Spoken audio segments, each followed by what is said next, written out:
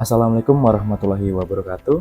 Perkenalkan kami dari kelompok 1 angkatan 30 CPNS Pekanbaru 2025.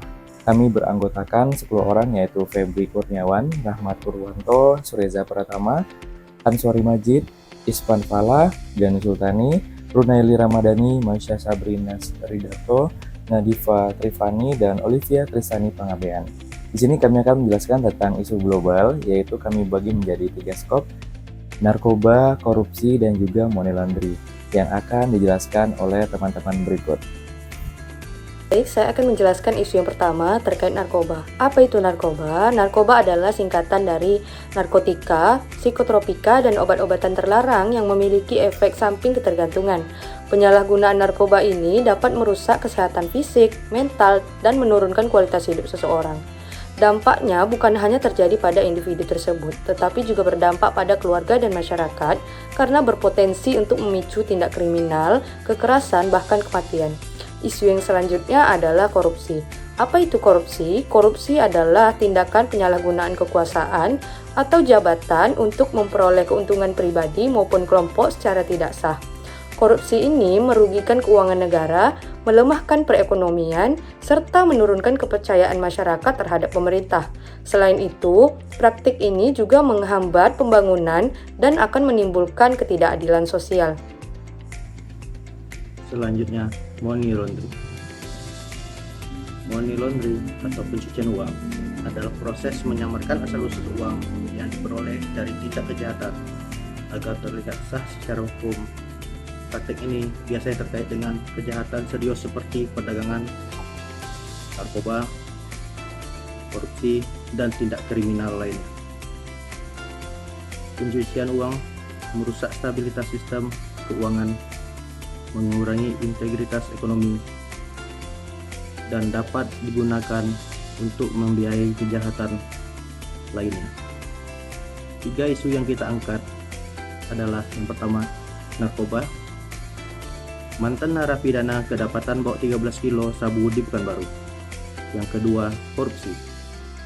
Terdapat 3 pejabat Pemko Pekanbaru yang menyalahi kewenangan dengan melakukan tindak pidana korupsi. Dan yang ketiga, money laundering. TPPU Dana CSR Bank Indonesia dan OJK. Setelah kami melakukan diskusi, kami menentukan 3 isu. Setelah 3 isu tersebut kami tentukan, kami menganalisanya dengan menggunakan metode APKL. Isu yang pertama yaitu kurangnya efek jera penegakan hukum terhadap mantan narapidana kasus pengedar sabu di Pekanbaru. Yang kedua, kurangnya integritas pejabat di lingkungan Pemko Pekanbaru. Yang ketiga, kurangnya pengawasan auditor BPK di BI dan OJK.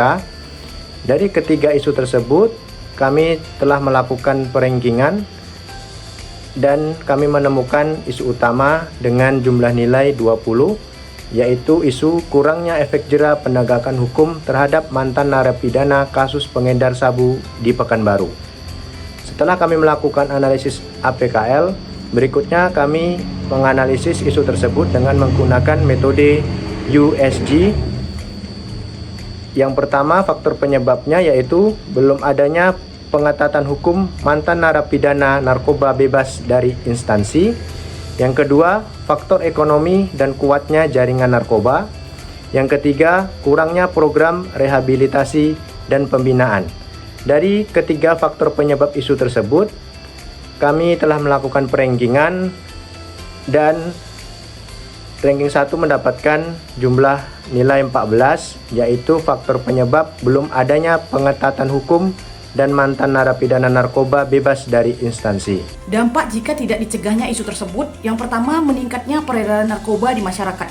Mantan narapidana yang tidak jera akan kembali beraksi, sehingga pasokan narkoba makin besar dan penyalahgunaan di masyarakat semakin meluas.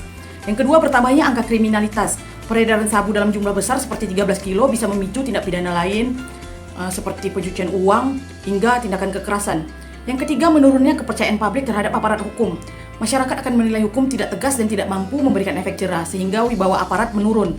Yang keempat, beban negara semakin tinggi. Biaya pemberantasan, penindakan, serta rehab korban narkoba akan meningkat yang akan membebani APBD ataupun APBN. Yang kelima yaitu rusaknya generasi muda. Peredaran narkoba yang tidak terkendali akan memperluas kerusakan moral, kesehatan, dan masa depan generasi muda, terutama yang ada di Pekanbaru yang menjadi jalur masuk strategis narkoba. Salah satu solusi yang bisa kita ambil adalah pengetatan hukuman bagi residivis narkoba. Dari sisi kebijakan, perlu hukuman yang lebih berat agar ada efek jera. Teknisnya, lapas harus diperketat supaya bisnis narkoba tidak bisa dijalankan dari dalam. Peran kita adalah mendukung penegakan hukum dengan menyuarakan pentingnya ketegasan aparat. Solusi selanjutnya yaitu revisi UU Narkotika. Kebijakannya, undang-undang harus mewajibkan pembinaan pasca bebas untuk mantan narapidana narkoba. Secara teknis, perlu ada pusat pembinaan di tiap kabupaten atau kota. Peran kita adalah ikut serta dalam kegiatan sosial yang membantu proses rehabilitasi mereka. Solusi berikutnya yaitu pengawasan pasca bebas. Kebijakannya, BNN, polisi, dan aparat desa harus punya sistem pemantauan khusus. Teknisnya, dibuat database mantan narapidana untuk dipantau secara rutin. Peran kita adalah melaporkan aktivitas mencurigakan di lingkungan sekitar. Anggaran rehabilitasi. Dari kebijakan, pemerintah harus meningkatkan dana untuk program pembinaan. Secara teknis, fasilitas rehabilitasi gratis dan pelatihan kerja perlu diperbanyak. Peran kita adalah menjadi relawan atau pendamping dalam program tersebut. Lalu, kerjasama internasional. Kebijakannya, pemerintah harus memperkuat koordinasi dengan negara lain dalam memutus sindikat narkoba lintas batas. Teknisnya, patroli gabungan di perbatasan dan pelabuhan internasional. Peran kita adalah ikut serta dalam edukasi publik tentang jalur peredaran narkoba agar lebih waspada. Untuk solusi yang selanjutnya adalah dengan adanya program wajib rehabilitasi bagi para narapidana. Untuk kebijakannya adalah semua narapidana narkoba harus ikut ke dalam program ini. Untuk secara teknisnya, dengan adanya konseling rutin serta pemeriksaan kesehatan mental bagi para narapidana. Peran kita adalah dengan mengurangi stigma negatif agar mantan narapidana bisa diterima kembali kepada masyarakat dengan baik. Untuk solusi yang berikutnya yaitu dengan adanya program pembinaan keterampilan kerja. Untuk kebijakannya, pemerintah wajib memberikan pelatihan bagi para narapidana. Untuk secara teknisnya, dengan adanya program di lapas seperti workshop keterampilan, baik itu kuliner, menjahit, maupun kerajinan. Peran kita untuk mendukung program ini dengan membeli produk UMKM yang mereka hasilkan. Pemberdayaan ekonomi mantan narapidana. Kebijakannya yaitu mereka perlu diberikan akses modal usaha. Teknisnya, pemerintah bisa menyediakan kredit usaha rakyat khusus untuk mantan narapidana. Peran kita adalah mendukung dengan memberikan kesempatan kerja atau berkolaborasi dalam usaha mereka. Selanjutnya, razia dan patroli rutin.